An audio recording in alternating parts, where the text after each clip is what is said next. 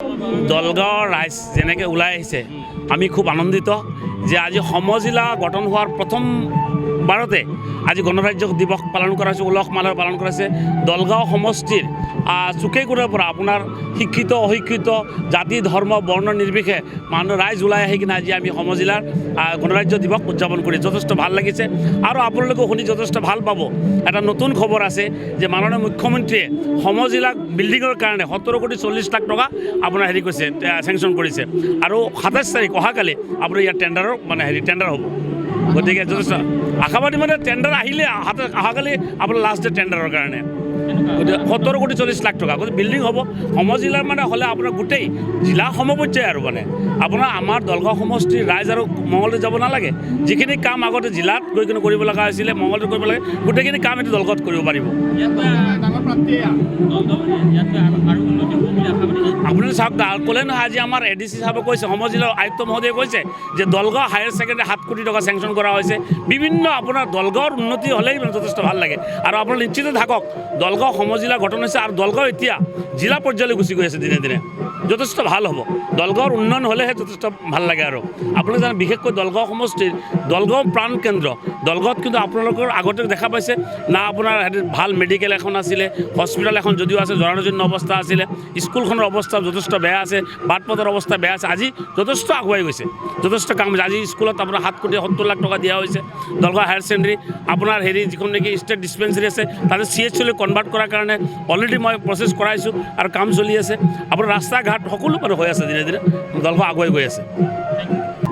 আজি যোৱা অক্টোবৰত আমাৰ এই দলগাঁও সমজিলা ডিক্লেয়াৰ হোৱাৰ পিছত আমি খুব সুখী হৈছোঁ যে প্ৰথমবাৰৰ বাবে কেন্দ্ৰীয়ভাৱে আমি দলগাঁও অঞ্চলত এটা সমজিলা হিচাপে গণৰাজ্য দিৱস পালন কৰিব পাৰিছোঁ। আৰু যিমান ৰাইজ আজি এই প্ৰাংগণত একত্ৰিত হৈছে সেইটো দেখি পেলাই আমি এনেই উৎফুল্লিত, কাৰণ ইমান ৰাইজৰ সমাগম ঘটিব সেইটো আমিও কল্পনা কৰা নাছিলোঁ।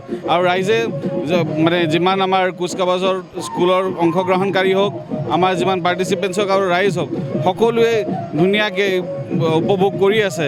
এইটো দেখি পেলাই আমি অহাবাৰ হয়তো ইয়াতকৈ আৰু ভাল কৰিবলৈ চেষ্টা কৰিব লাগিব। আৰু এনেকুৱা পৰিৱেশ পাই থাকিলে আমিও উৎসাহিত হ'ম আৰু ভাল কৰিবলৈ। একদম প্ৰথম দিনৰ পৰা যেতিয়া আমাৰ কুচকাৱাজ আৰম্ভ হৈছে, কাৰণ তাৰ আগতে ৰাইজেও গম পোৱা নাছিল যে আমি কেনেকৈ সেইটো উদযাপন কৰিম। কুচকাৱাজৰ দিনৰ পৰা অকল অংশগ্ৰহণকাৰী নহয়, বাহিৰৰ বাকী ৰাইজো আহি পেলাই আমাক সহায় সহযোগিতা আগবঢ়াই আছে। নহ'লে এই পৰিৱেশটো হৈ নুঠিলে হয়। আৰু ৰাইজে যেনেকৈ সঁহাৰি জনাইছে আমি সঁচাকৈ আনন্দিত। দলগাঁও টাউন পথাৰত খেলপথাৰত অনুষ্ঠিত কৰিছোঁ। আৰু হয়তো অহা আমাৰ স্বাধীনতা দিৱস আমি নিজৰ এখন কাছাৰী ময়দানত উদযাপন কৰিব পাৰিম। এটা নিৰ্দেশনা আমালৈ আহিছে, আমি তাৰ বাবে প্ৰস্তুতি চলাই আছোঁ। আমি হয়তো নিজৰ কাছাৰী ময়দান এটা নতুনকৈ আমি সৃষ্টি কৰিব পাৰিম। আৰু সেইটোত আমাৰ অহাবাৰৰ পৰা গণৰাজ্য দিৱসেই হওক, আমাৰ স্বাধীনতা দিৱস হওক, আমি তাত উদযাপন কৰিব।